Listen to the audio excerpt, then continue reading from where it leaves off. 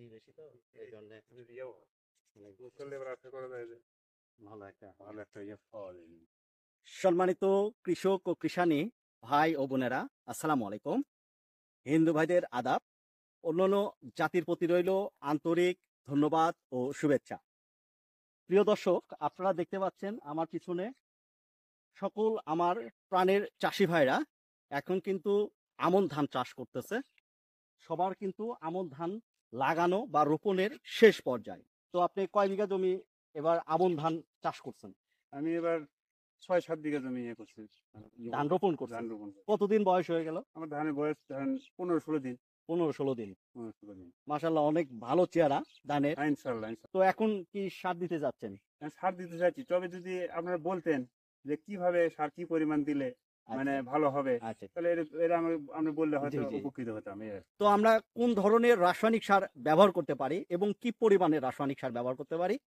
ধান রোপণের ২০ থেকে ২১ দিন বয়স হলে প্রথম চাপা সার আমরা ধানে কিন্তু প্রয়োগ করি। নাইট্রোজেন সারের সঙ্গে আমাদের কিছু অনুখাদ্য ব্যবহার করতে হবে এবং পোকা নিয়ন্ত্রণ করার জন্য কিন্তু আমাদের কীটনাশক ব্যবহার করতে হবে। তবে ২১ দিন পর আমরা ১৫ কেজি নাইট্রোজেন বা ইউরিয়া সার আমরা ব্যবহার করব এবং প্রতি ৩৩ শতক জমিতে ১ কেজি সালফার ব্যবহার করব। সিনজেন্টা কোম্পানি থিওফিট রয়েছে, অটোক্রপ কেয়ারের কুমুলাক্স রয়েছে, এগুলা ভালো মানের আমরা ১ কেজি ব্যবহার করার চেষ্টা করব এবং আমরা দানাদার কীটনাশক ব্যবহার করব। প্রতি ৩৩ শতক জমিতে ১.৫ কেজি ভালো মানের আমরা দানাদার কীটনাশক ব্যবহার করব। যেন আমরা যে সময় ধানে ইউরিয়া সার প্রয়োগ করব, ইউরিয়া সার প্রয়োগ করার পরে কিন্তু ধানের পাতা চেঞ্জ হয়ে যাবে, সবুজ চলে আসবে, ফলে কিন্তু আমাদের ধানেতে পোকার আক্রমণ হতে পারে। এজন্যই কি করতে হবে, আমাদের কিন্তু ওই সময় ইউরিয়া সারের সঙ্গে আমাদের কীটনাশকটা প্রয়োগ করতে হবে। প্রতি ৩৩ শতক জমিতে ভালো মানের জিঙ্ক আমাদের ব্যবহার করতে হবে, যেটা আমরা সাধারণত কৃষক ভাইরা বলি দস্তা।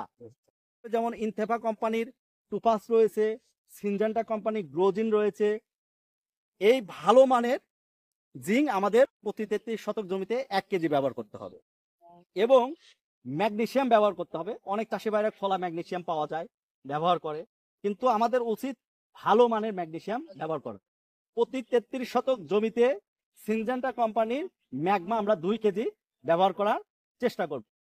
তাহলে ১৫ কেজি ইউরিয়া, ১.৫ কেজি দানাদার কীটনাশক, ১ কেজি সালফার, ১ কেজি জিঙ্ক এবং ২ কেজি ম্যাগনেসিয়াম, এগুলা সারের সঙ্গে ভালোভাবে মিক্সড করে আমরা জমিতে ঠিক দুপুরের আগে ১১টা থেকে ১২টার দিকে আমরা জমিতে প্রয়োগ করার চেষ্টা করব। তবে আমাদের দিন বা আবহাওয়া দেখে আমাদের জমিতে প্রয়োগ করতে হবে।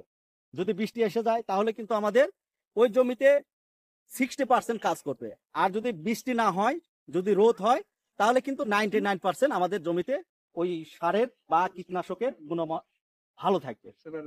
আপনার কথা হিসেবে সার কিভাবে প্রয়োগ করতে হবে, জি, জি, মোটামুটি আমার হলো। জি, আর এভাবে প্রয়োগ করলে হয়তো আমি ইনশাল্লাহ উপকৃত হতে পারে। এর জন্য আপনাকে ধন্যবাদ। আবারও কোনো এক কৃষি প্রতিবেদন নিয়ে আপনাদের মাঝে উপস্থিত থাকবো। সবাইকে ধন্যবাদ। আসসালামু আলাইকুম।